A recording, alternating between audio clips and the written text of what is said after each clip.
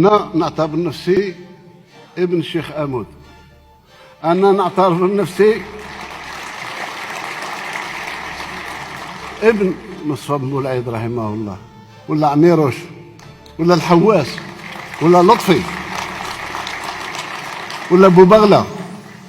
كل شهداء. تجي نتايا تبعث لي واحد لص مجهول الهوية، مجهول الأب، يجي يقول لك الجزائر نصها كان تاع الدولة الفلانية. Message bien reçu, ami Tebboune. Et moi, ce que j'ai compris dans tout ça, c'est que الشهداء الجزائر خلوها لنا أمانة، واللي يخرب في الجزائر احنا الجزائريين نوقفوكم في الطريق، ما كاش اللعب. وغير الجزائري اللي يفهم العقلية تاع الجزائري من غيرنا حنايا حتى واحد يفهمنا.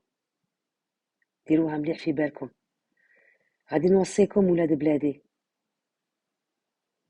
تهلاو في الجزائر، ماتوا عليها الرجال والنساء. هذيك البلاد